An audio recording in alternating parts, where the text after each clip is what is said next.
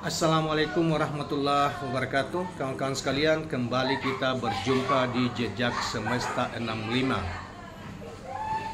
Saya berharap bahwa kita semua dalam keadaan sehat walafiat, selalu dalam perlindungan Tuhan yang Maha Kuasa, Allah Subhanahu wa Ta'ala.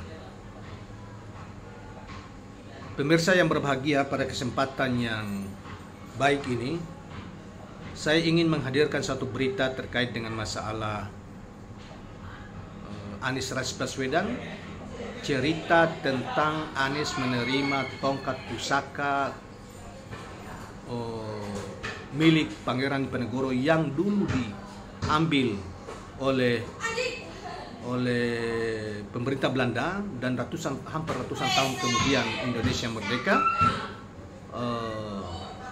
Ketika Anies, di zaman Anies jadi Menteri Pendidikan, mau dikembalikan tongkat pusaka atau keris pusaka dari Pangeran Diponegoro itu, yang di sebagian dari masyarakat Jawa mempercayai bahwa barang siapa orang yang pertama kali menerima pusaka itu, maka orang tersebut akan dimudahkan untuk mendapatkan kekuasaan negeri atau sebagai presiden lah, kira-kira begitu. Yang itu juga kemudian ada spekulasi yang mengatakan kenapa bukan Presiden Jokowi yang menerima tongkat pusaka itu dan Menteri Pendidikan ketika itu Anies Rashid Baswedan, sehingga disebabkan ketersinggungan Presiden Jokowi sebagai kepala negara, membuat salah satu pertimbangan dia diganti sebagai Menteri Pendidikan. Saudara sekalian, tentang cerita di balik ini, penerimaan tongkat pusaka dari milik Pangeran Diponegoro yang dikembalikan oleh pemerintah Belanda ini ke Indonesia, itu sebetulnya adalah cerita ketika Anies Baswedan menjelaskan soal itu pada acara Kick Andy, wawancara di televisi Metro, yang dalam acara Kick Andy Show, double track kalau tidak salah, yang kemudian Anies menjelaskan di situ. Tetapi pada kesempatan kita ini, kita coba untuk membacakan tambahan dari cerita kita ini di ABW News, ya, kita petik dari ABW News yang diberi judul cerita di balik Anies Rashid Baswedan menerima tongkat cakra milik Pangeran Diponegoro, ya. Jadi ada namanya tongkat cakra, bukan keris, ya, ternyata tongkat cakra, ya, milik Pangeran Diponegoro. Saudara sekalian, sebagaimana kita ketahui bahwa Pangeran Diponegoro seorang pahlawan nasional, seorang pejuang melawan Belanda, seorang ulama besar, seorang ahli, ya, seorang ulama ahli agama yang terkenal, yang lahir dari rahim keraton Yogyakarta, tetapi dia keluar untuk berjuang melawan bersama rakyat, melawan penjajah Belanda yang kita kenal dengan Perang Jawa, ya. Saya kira itu cerita tersendiri, dan sehingga jejaknya bahkan peninggalannya dianggap keramat, salah satunya adalah tongkat cakra ini. Baiklah kawan-kawan sekalian, kita coba untuk bacakan apa yang disampaikan di ABW News terkait dengan masalah penerimaan tongkat cakra ini oleh Menteri Pendidikan mewakili pemerintah, mewakili Presiden Republik Indonesia. Anies Baswedan menerima pusaka tongkat cakra milik Pangeran Diponegoro dari pemerintah Belanda. Penyerahan tongkat komando perang Pangeran Diponegoro ini terjadi saat Anies Baswedan menjadi Menteri Pendidikan dan Kebudayaan. Suatu hari pemerintah Belanda menghubungi Indonesia yang berniat mengembalikan tongkat Pangeran Diponegoro.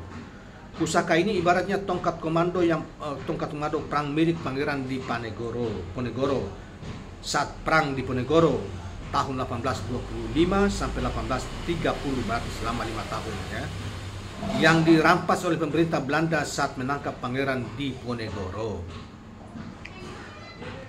Konon peristiwa penyerahan tongkat cakra Pangeran Diponegoro ini yang membuat salah satu alasan Presiden Jokowi meresafel Anies Rashid Baswedan dari jabatannya sebagai Mendikbud. Konon peristiwa ini menjadi persoalan besar. Ada kepercayaan khusus masyarakat Jawa bahwa siapapun yang menerima dan memegang pusaka tongkat cakra Pangeran Diponegoro pertama, maka orang tersebut menjadi pemimpin besar, katanya. Benarkah kejadian itu yang membuat Jokowi tersinggung kemudian mencopot Anies Baswedan? Benarkah Anies Baswedan menelikung Jokowi? Anies mengatakan peristiwa terjadi saat dirinya masih sebagai Mendikbud. Saat itu pemerintah Belanda memang mengatakan, mau bilang bahwa cakra Pangeran Diponegoro akan dikembalikan ke Indonesia. Nah, ini sangat top secret. sangat rahasia dan tidak diketahui kapan waktunya. Sangat rahasia dan dijaga betul karena nilai dari barang ini priceless, tidak ternilai harganya. Jelas Anies Rashid Baswedan. Menurut Anies, banyak orang memburu benda pusaka ini sehingga pemerintah Belanda mengembalikan tongkat cakra komando ini sebagai operasi khusus. Nah, kemudian ini saya laporkan ke Presiden Jokowi bahwa akan ada pengembalian tongkat komando Pangeran Diponegoro, Indonesia, katanya. Anies mengungkapkan setelah itu kemudian diatur dengan membuat semacam event di Galeri Nasional bersamaan dengan pameran Raden Saleh atau Pangeran Diponegoro. Jadi covernya itu supaya ada event, dan kita tidak tahu, pemerintah Belanda tidak memberikan informasi penerbangan jam berapa, kapan, tidak ada yang tahu jelasnya. Saudara sekalian, cucu pahlawan nasional AR Baswedan ini mengungkapkan Presiden Jokowi dijadwalkan hadir di Galeri Nasional tersebut, namun sehari 2 hari sebelumnya ternyata Presiden Jokowi tidak bisa hadir karena ada acara ke Filipina. Sehingga acara yang semula dihadiri oleh Presiden diwakilkan kepada Mendikbud. Jadi saya mewakili Presiden menerima cakra Pangeran Diponegoro tersebut. Jadi penjelasannya clear ya, daripada berbagai fitnah yang berkeliaran di luar sana yang dikait-kaitkan bahwa Anies diresapel karena salah satunya soal ini menelikung Presiden Jokowi menerima cakra itu, padahal ya seharusnya itu cakra Diponegoro itu diterima oleh Pangeran Diponegoro oleh Presiden Jokowi. Jadi clear ya dengan penjelasan seperti ini. Dan saya kira memang selama ini Anies ini selalu dihubungkan dengan berbagai fitnah dan segala macam keji diinikan ke sana oleh para pendukung Jokowi, termasuk para buzzer-buzzer yang dibawa dengan uang negara. Saat ditanya oleh Andy, pembawa acara Kik Andy, saat ditanya ada sudah seizin Presiden menerima tongkat acara itu, Anies dengan tegas menjawab, ya, dia mewakili Presiden untuk menerima itu. Jadi Anda tidak menelikung Presiden? Anies dengan tegas mengatakan, tidak, karena saya mewakili. Dan ini sudah biasa, ketika Presiden tidak hadir, maka menteri yang relevan harus hadir di situ, ujar Anies Rashid Baswedan. Nah, demikianlah kawan-kawan sekalian tentang fitnah, isu dan macam-macam seputar terkait dengan apa yang tentunya sudah berlangsung lama terkait dengan penerimaan tongkat cakra dari Pangeran Diponegoro, yang bagi sebagian orang Jawa percaya bahwa barang siapa yang menerima itu untuk pertama kalinya dari cakra Pangeran Diponegoro, tongkat cakra Pangeran Diponegoro, maka orang itu akan menjadi orang besar di negeri ini. Dan itu kemudian dikait dengan Anies Rashid Baswedan sebagai salah satu capres di 2024 yang akan datang. Tentu kita tidak masuk dalam unsur-unsur mistik seperti itu, tetapi itu juga yang menjadi bumbu dari berbagai isu yang berkembang tentang ini.